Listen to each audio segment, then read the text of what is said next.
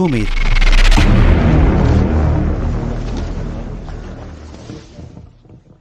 জলে কুমির ডাঙায় বাঘ কথাটা এমনি এমনি আসেনি। নিরাপদ দূরত্বে থাকার পরও কুমিরের এক ঝাপটা যেভাবে বুকে কাঁপুনি ধরিয়ে দিল, কি আর বলবো। যাই হোক বন্ধুরা, কি হয়েছিল জানতে শেষ পর্যন্ত ভিডিওটি দেখুন।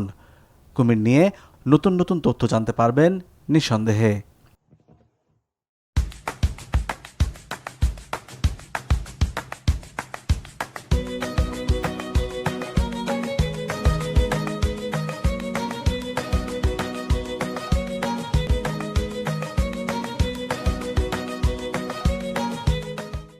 আমরা আজকে এসেছি ভালুকায় রেপটাইলস ফার্মে, অর্থাৎ যেখানে কুমিরের প্রজনন করা হয়। আশা করছি পুরো ভিডিওতে আমাদের সাথে থাকবেন।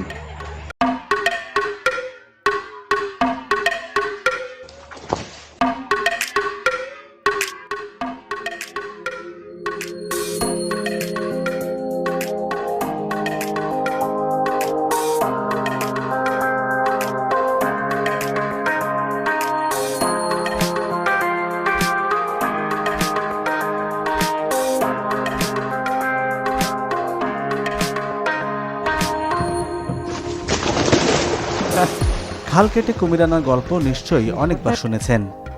অর্থাৎ সেদে সেদে বিপদ ডেকে আনলে পরিণতি তো খারাপ হবেই। তবে আজ আপনাদের দেখাবো কুমির শুধু বিপদের কারণই হয় না, লাভবানও করতে পারে। আজকে আমরা এসেছি ময়মনসিংহের ভালুকার হাতিবেড়ি গ্রামে, যেখানে রয়েছে বাংলাদেশের প্রথম ও সবচেয়ে বড় কুমিরের খামার রেপটাইলস ফার্ম লিমিটেড।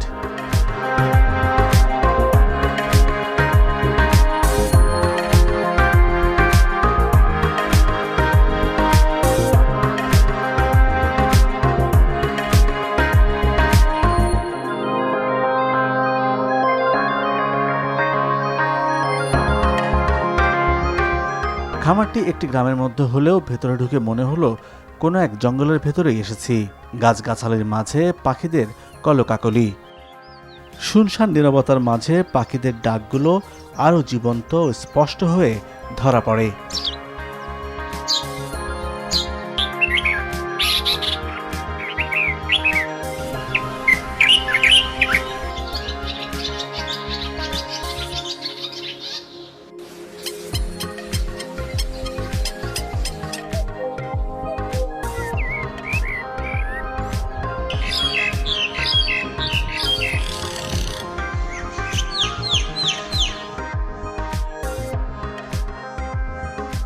লম্বা লম্বা গাছ বেয়ে ছড়িয়ে পড়েছে সবুজের সমারোহ। শান্ত নীরব প্রকৃতি আরও শান্ত থাকে, কেননা এখানে মানুষের পদচারণা খুব কম।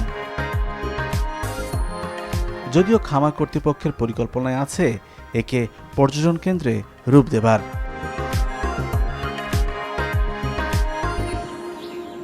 আমরা যে সময়টাতে গিয়েছিলাম সেটি ছিল কুমিরের প্রজনন মৌসুম, অর্থাৎ কুমির এই সময়ে ডিম পাড়ে।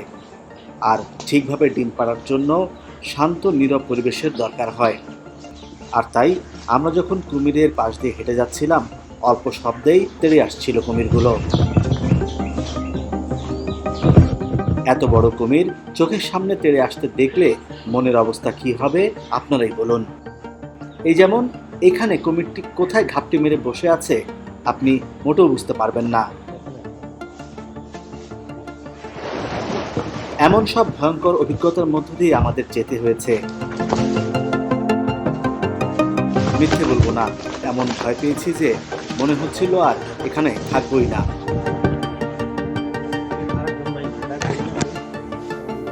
আমরা ম্যানেজার আরিফ ভাইয়ের সাথে কথা বলতে চাই। আসলে এই ফার্মের সাথে তিনি অনেকদিন ধরেই যুক্ত আছেন। আরিফ ভাই, আপনাকে স্বাগত আমার ইউটিউব চ্যানেলে। একটু বেসিক্যালি জানতে চাই যে এই ফার্ম করার পেছনের গল্পটা একটু যদি বলতেন। আমাদের সাবেক ম্যানেজিং ডিরেক্টর মুস্তাক আহমেদ এটা পরিকল্পনা করেছিলেন, আর পরবর্তী সময় উনি এটি ছেড়ে দেন। এখন অন্য একটি গ্রুপ এটার দায়িত্বে আছেন। তো আমাদের ফার্মের শুরুর মূল উদ্দেশ্য ছিল এখান থেকে কুমিরের বাণিজ্যিকভাবে চামড়া এবং মাংস রপ্তানি করা। আমরা ইতিমধ্যে এখান থেকে 5 বার কুমিরের চামড়া রপ্তানি করেছি। আমাদের পাশাপাশি অন্য একটি উদ্দেশ্য যে এখান থেকে মাংস রপ্তানি করা, যদিও আমরা এখনো মাংস রপ্তানি করতে পারিনি এবং খুব শীঘ্রই আমরা শুরু করতে পারবো।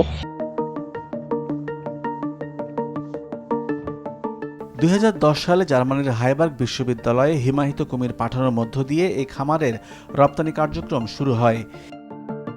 একটি কুমির থেকে 45-50 ফুট চামড়া পাওয়া যায়, যা বিক্রি হয় $500 থেকে $600। এই প্রকল্প থেকে 1256টি চামড়া ও প্রায় $1 লাখ 69টি হিমায়িত কুমির রপ্তানি করা হয়েছে।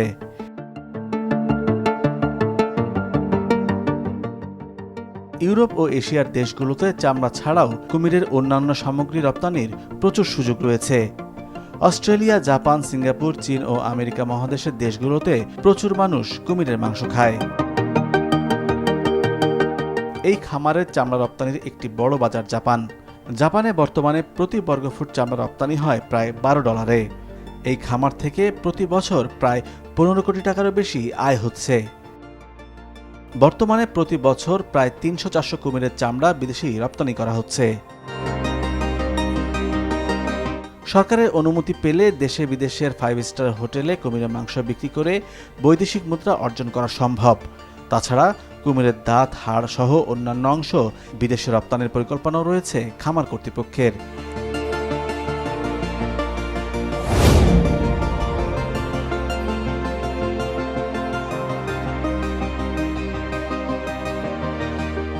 কুমির কি খায়? জানা গেল, কুমিরের ছোট বাচ্চাদের প্রতিদিন খাবার হিসেবে দিতে হয় মাংসের কিমা, আর বড় কুমিরের খাবার দেওয়া হয় সপ্তাহে একদিন। মুরগির মাংসের পাশাপাশি গরুর মাংস ও মাছও দেওয়া হয় খাবার হিসেবে। কুমির মূলত মাংসাশী প্রাণী। কুমির যেহেতু ওয়াইল্ড অ্যানিমেল, বাট আমরা এখানে ফার্মিংয়ে আমরা রেয়ার করছি, তো সব কাজেই ঝুঁকি থাকে। বাট যদি সেটার প্রসেস যদি আপনি জানেন, টেকনিক যদি জানেন, সেক্ষেত্রে ঝুঁকির সম্ভাবনা কম। আমরা এখানে যারা কাজ করি সবাই এখানে ট্রেন আপ প্রাপ্ত, আমাদের বাইরে থেকে বিভিন্ন এক্সপার্টরা আসেন। আমাদের এখানকার বর্তমান এমডি মহোদয় এনাম হক, উনি আন্তর্জাতিক খ্যাতিসম্পন্ন বিশিষ্ট কুমির বিশেষজ্ঞ, উনি আমাদের সার্বক্ষণিক তত্ত্বাবধান করছেন। সুতরাং আমাদের যে কুমির পালন করতে যে টেকনিকগুলি, সেগুলি সকল কিছুই আমরা সম্পর্কে অবগত, যার ফলে আমি যেটি বলবো যে আমরা যারা কাজ করি তারা সেফটি মেনটেন করে, প্রোটোকল মেনটেন করেই কাজ করি, যার ফলে ঝুঁকি আমাদের ঝুঁকি নেই বললেই চলে। কুমিরের খাবারের জন্য ফার্মে রয়েছে নিজস্ব ব্রয়লার মুরগির খামার, মাছের পুকুর। এছাড়াও খামারে ডিম ফোটানোর জন্য অত্যাধুনিক ইনকিউবেটর, কুমিরের বাচ্চার হ্যাচারি, চামড়া প্রসেসিং জোন, চামড়া মজুত রাখার চিলিং রুম, ব্রিডার পুকুর ইত্যাদি রয়েছে। কুমির চাষের সুবিধা হচ্ছে যে এটি অন্যান্য যে কোনো অ্যানিমেলের যে ফার্মে যে কুমির অন্যান্য অ্যানিমেলের যে রোগবালাইয়ের সম্ভাবনা থাকে, সেই রোগবালাইয়ের সম্ভাবনা একেবারে নেই বললেই চলে। কুমিরের আয়ুষ্কাল অনেক বেশি। একবার কুমির ফার্ম শুরু করলে সেখান থেকে দীর্ঘ সময় পর্যন্ত এখান থেকে রিটার্ন পাওয়া যায়। এটি একটি বড় সুবিধা। পাশাপাশি এটি হচ্ছে পুরোপুরি রপ্তানিমুখী একটি বিজনেস।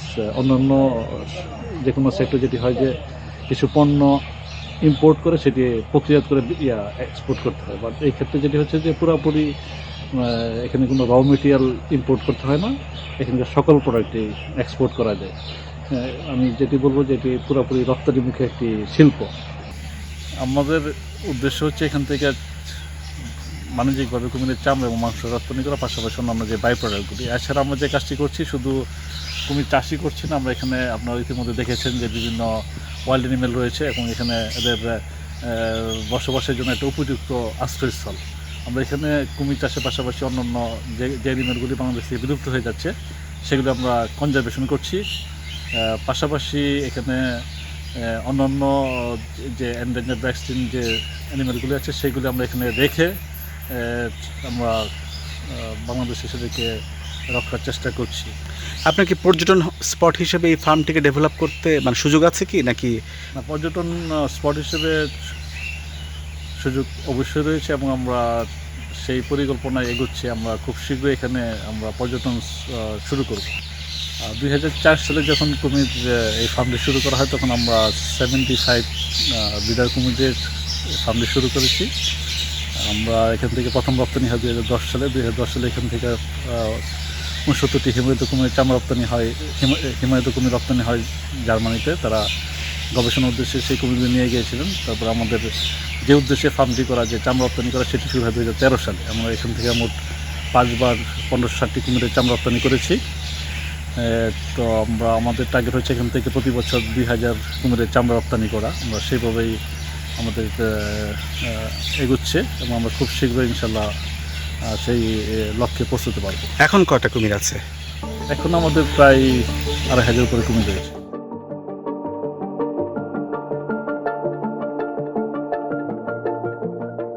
কুমিরের কারণে হাতিবেড় গ্রামটি কুমিরের গ্রাম নামে পরিচিতি পেয়েছে।